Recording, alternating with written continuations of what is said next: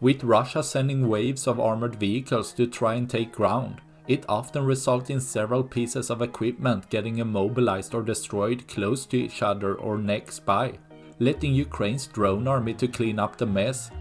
This job is made much easier as most crew flee in panic and leave the hatches open, letting smaller grenades be able to completely destroy the vehicle, which wouldn't be the case with the hatches closed.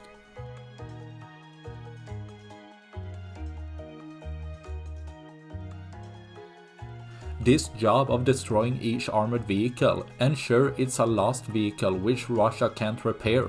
Since Russia can't keep up with building new ones, this results in that each destroyed vehicle comes closer of emptying Russia's once massive stocks, with the goal of leaving nothing for tomorrow.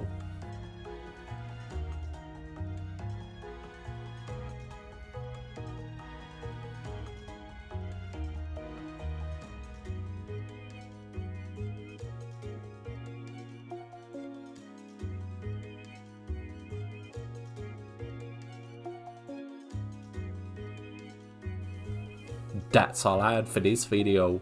Please like and subscribe for more. Thanks for watching. Bye.